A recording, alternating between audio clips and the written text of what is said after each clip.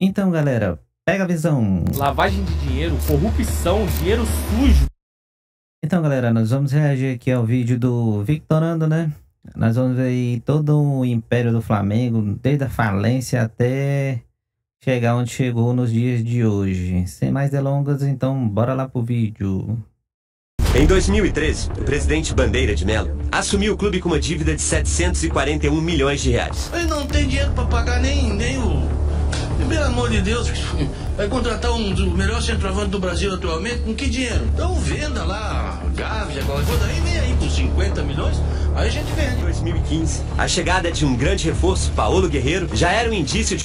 Cara, não sei se vocês lembram daquilo ali, mas foi na época do... que o Flamengo tava sondando o Kleber, velho. que uma parcela do dinheiro começava a ser direcionada para contratações de peso. O que está acontecendo aqui no Flamengo é exatamente o seguinte: acabou o dinheiro.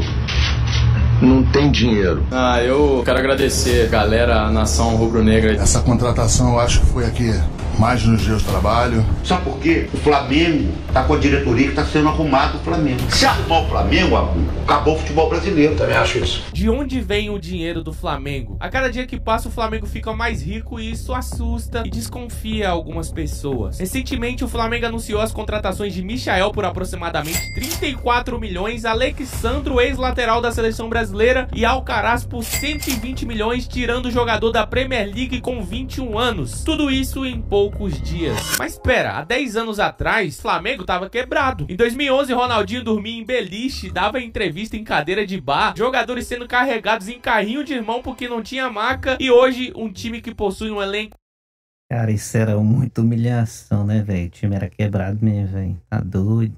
O milionário tem a maior folha salarial do país, pagando 35 milhões por mês só de salário, quase meio bilhão por ano. Acaba de anunciar mais contratações de peso no intervalo de uma semana para compor o elenco multimilionário e estrelado. Como o Flamengo saiu do clube mais endividado do país, com uma dívida de 700 milhões em 2013, a caminho de regime falimentar, ou seja, a caminho da falência, até se tornar o clube que mais gera receita, chegando a 1 bilhão de faturamento anual. O que tem por trás de tudo isso? Que reviravolta estranha é essa? De repente, de onde vem tanto dinheiro? É muito comum, sempre que o Flamengo anuncia essas contratações na janela de transferências, você vê alguém comentando na rua ou algum comentário na internet, alguém falando: mano, isso é lavagem de dinheiro. Outros comentam: rapaz, se investigar bem o Flamengo, descobre muita sujeira por trás, tem alguma coisa aí. E é por isso que o vídeo tem esse título: de onde vem o dinheiro sujo do Flamengo? Pega o que você for ingerir aí, meu parceiro, seu café, seu almoço, sua janta, fica suave, bem relaxadinho, ó, solta esse ombro, pai.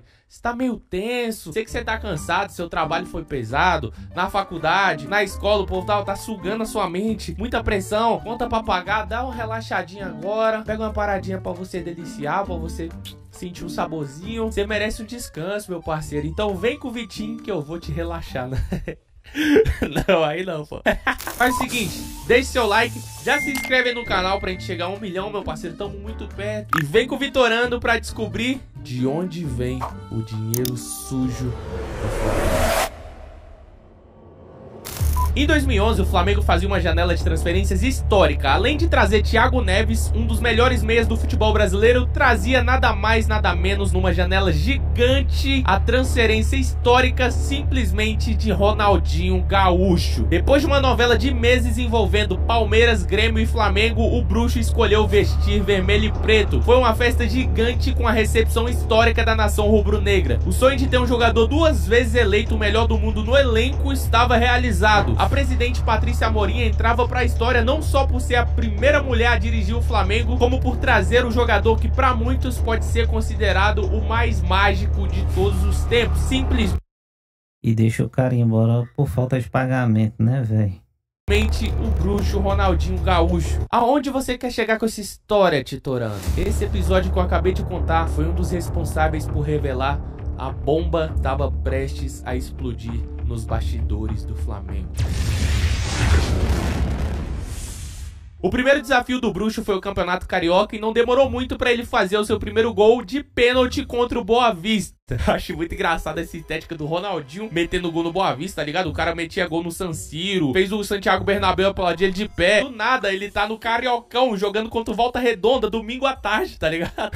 Ronaldinho versus Nova Iguaçu. O primeiro gol do Ronaldinho pelo Flamengo saiu de pênalti contra o Boa Vista. E o começo do Ronaldinho no Flamengo não podia ser melhor. Campeão do Carioca por 1 a 0 com gol do Bruxo na final de falta. O bonde do Mengão sem freio ganhava cada vez mais popularidade. Começou o Campeonato Brasileiro e o R10 jogou muito bem pelo Flamengo. Deu show, o Flamengo terminou em quarto nessa temporada. Parecia um projeto que tava começando e...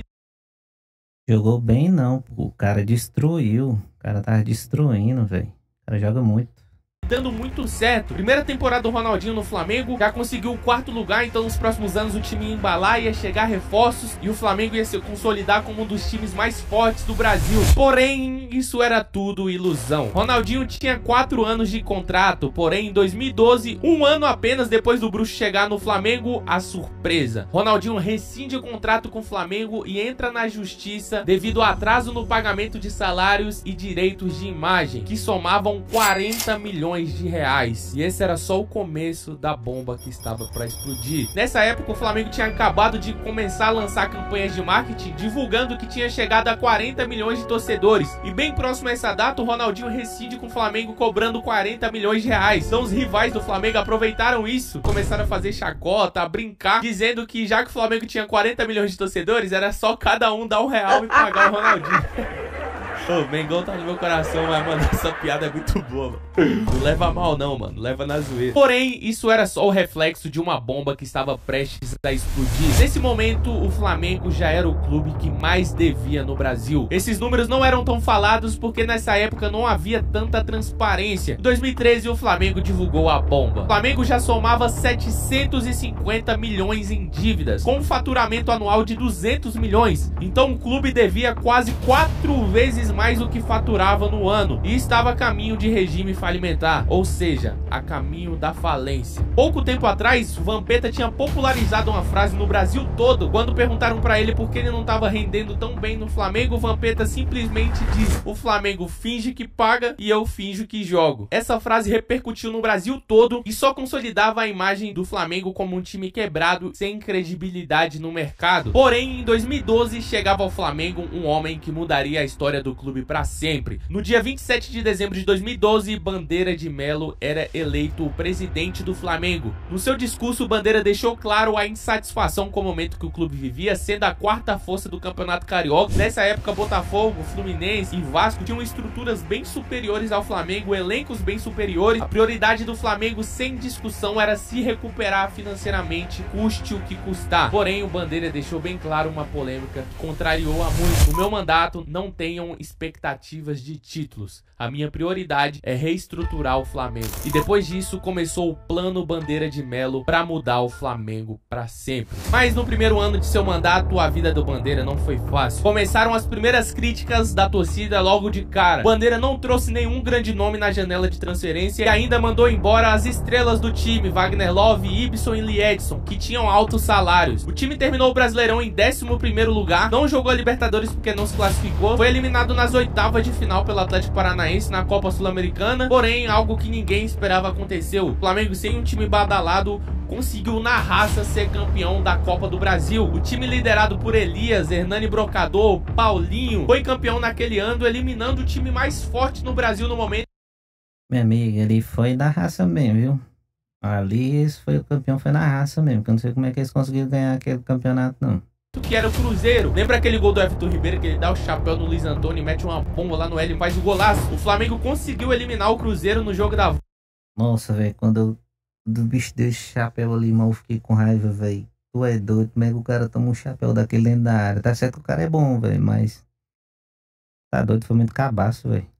Volta e acabou sendo campeão naquele ano no primeiro mandato do Bandeira de Melo. Deu uma aliviada na pressão da torcida, mas mal sabia a torcida que esse título não representava que estava perto os anos de glória. Pelo contrário, o Flamengo viveria um dos períodos mais difíceis da sua história recente. Nessa época, só quem era raiz mesmo era Flamengo. De resto, Ninguém queria ser. Em 2014 começa a temporada e para contratações, o Flamengo só traz o Everton, Alexandro, Lucas Mugni e Márcio Araújo. O time terminou o Brasileirão em 10º lugar, não disputou a Libertadores. Na Copa do Brasil foi eliminado nas semifinais pelo Atlético Mineiro, tomando uma virada histórica. E na Copa Sul-Americana foi eliminado na fase das oitavas de finais pelo Atlético Paranaense. Nesse momento a torcida do Flamengo estava extremamente insatisfeita, o Bandeira de Melo sendo massacrado. Porém ele não cedia à pressão e mantinha a ideologia de gastar pouco e ganhar muito. Porém, logo no primeiro ano, os cofres do Flamengo ganharam esperança. A dívida do Flamengo já estava em 600 milhões e o faturamento aproximadamente 347 milhões. O Flamengo conseguiu reduzir cerca de 150 milhões da dívida em um ano. Em 2015, o Flamengo começaria a fazer algumas contratações que antes pareciam impossível e chamavam a atenção do futebol nacional. Começava a gerar certa desconfiança. A principal delas em 2015, a contratação simplesmente do jogador que havia acabado de ser campeão mundial pelo Corinthians, sendo o ídolo do clube, Paolo Guerreiro. Paolo Guerreiro chegava ao Flamengo como principal nome para a temporada. Junto com ele, na janela daquele ano, veio Ederson, Alan Patrick e Armeiro. O Flamengo terminou o Brasileirão em 12º lugar, a Libertadores não disputou mais uma vez e na Copa do Brasil eliminado nas quartas de final pelo Vasco, o maior rival. Sempre que chegava essas eliminações, a pressão ao Eduardo Bandeira de Melo aumentava. Até mesmo dentro do Flamengo, algumas pessoas da diretoria diziam: pô, o Flamengo tá sendo campeão de balanço, mas a gente não quer ser campeão de balanço, a gente quer ganhar título. Porém, o Bandeira de Melo continuava firme no seu modelo de administração. O Flamengo encerrava aquele ano de 2015 com cerca de 500 milhões em dívidas, já reduziu 200 milhões da dívida inicial e aumentou o seu faturamento para 354 milhões. E naquele ano, o jogador que encerrou o contrato com o Flamengo foi o Léo Moura. E o Flamengo não renovou com ele, mesmo sendo ídolo, por ele ter um salário alto e idade avançada. Mas chegava 2016 e naquele ano, um grande ídolo surgia. Chegava ao Flamengo e era recepcionado com grande festa. O Flamengo simplesmente trazia Diego Ribas, com grande carreira no futebol europeu e que se tornou um dos símbolos dessa mudança de patamar. Foi um dos primeiros caras renomados a acreditar no projeto do Flamengo depois do Guerreiro. Um jogador como ele aceitar o projeto do Flamengo vindo da Europa, passava para o mundo a imagem de que o Flamengo se restabelecia e poderia ser sim um bom clube para estabelecer sua carreira. Naquela mesma janela, o Flamengo trouxe Hever, Rafael Vaz e o querido, o mais lindo de todos, o Rodilindo. Mas dentro de campo, naquele ano, o Flamengo mais uma vez não disputou. Rafael Vaz já matou muita gente de raiva.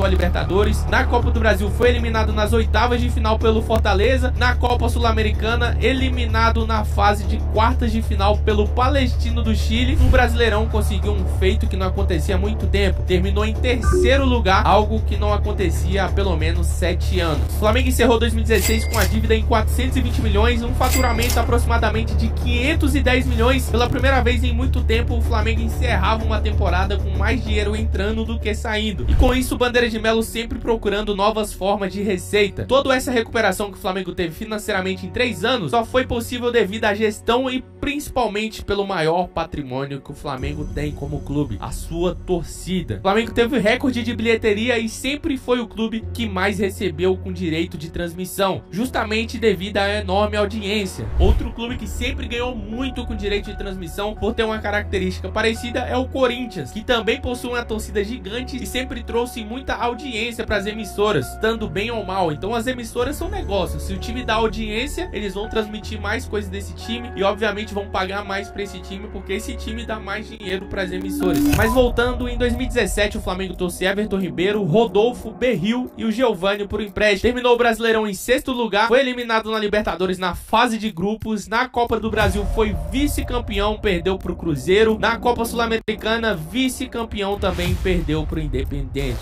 A dívida do Flamengo tinha sido reduzida para 375 milhões e o faturamento aproximadamente 648 milhões, quase o dobro da dívida. Em 2018 começava ali a base e o surgimento de um dos times mais vitoriosos do Flamengo. Em 2018 o Flamengo trouxe na janela Henrique Dourado, Vitinho, Lucas Paquetá, que foi promovido ao profissional, e Uribe, e depois subiu o Vinícius Júnior também pro Profissa. O Flamengo terminou o Brasileirão em 2º lugar, na Libertadores foi eliminado nas oitavas de final pelo Cruzeiro, na Copa do Brasil eliminado nas semifinais pelo Corinthians.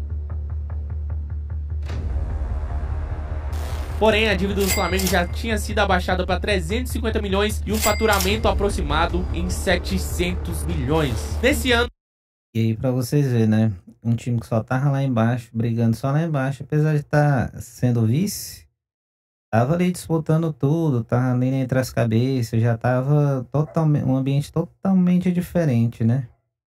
O Flamengo começaria a aumentar ainda mais o seu caixa com venda de jogadores. Vendeu o Vinícius Júnior por 164 milhões para o Real Madrid. Então o Flamengo investia muito na base. E no mesmo ano, o Rodolfo Landim assumia o cargo de presidente do Flamengo. Bandeira de Melo saiu e o Landim chegou, mas já com o caixa reestruturado, dava início à era mais vitoriosa da história do Flamengo. Logo no seu primeiro ano, em 2019, Rodolfo Landim fazia a maior e melhor janela de transferências da história do Flamengo. Trouxe a Arrascaeta por 63 milhões, que na época foi a maior contratação da história. Bruno Henrique, Gabigol por empréstimo, Rafinha sem custo de transferências, Felipe Luiz, Rodrigo Caio e Pablo Mari. E claro, o técnico Jorge Jesus com o maior salário de um treinador do futebol brasileiro. O resto você já sabe. Campeão carioca, campeão da Taça Guanabara, ganhou o Campeonato Brasileiro, Libertadores, Supercopa do Brasil e Recopa Sul-Americana. O time terminou aquele ano com mais títulos do que derrotas e com o recorde de vitórias da história dos pontos corridos. Com uma média de público no Brasileirão, cerca de 60 mil torcedores por jogo no Maracanã, 120 milhões em premiação, um faturamento de cerca de 950 milhões, quase 1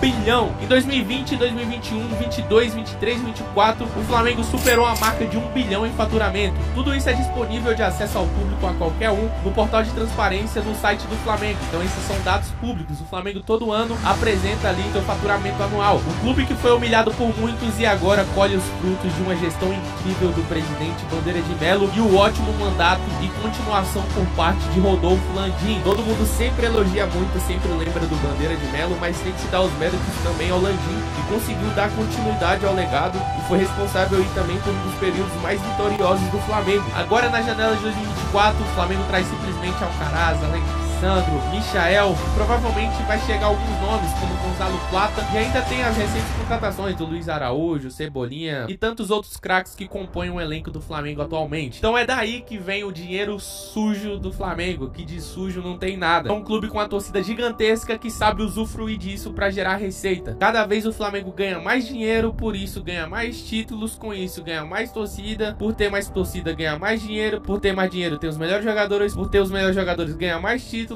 por ganhar muitos títulos ganha mais torcida, por ter a maior torcida ganha mais dinheiro e aí fica o ciclo infinito. E é daí que vem todo esse dinheiro do Flamengo. Gostou desse vídeo? Não esquece de deixar o like. Então, galera, é isso aí. O vídeo está sendo encerrado, né? Vocês estão vendo aí de onde vem todo o faturamento do Flamengo. Hoje em dia os times têm que... é obrigado, se quiser subir, manter esse modelo aí. Só que é difícil, né? Porque a torcida não deixa. A torcida quer jogador, então os presidentes preferem gastar dinheiro do que reestruturar o clube, né? Isso aí geralmente é pelo ego. Então vamos ver aí, cada ano que passa o Flamengo vai melhorando, vai ganhando mais dinheiro. Vamos ver aí, é provável fazer o estádio, né? Aí a receita vai aumentar mais ainda. E vamos ver até onde vai parar o Mengão, né? Eu fico por aqui, não se esquece não. Se inscreve aí no canal, deixa seu comentário aí, deixa seu like. Um abraço, tchau, tchau.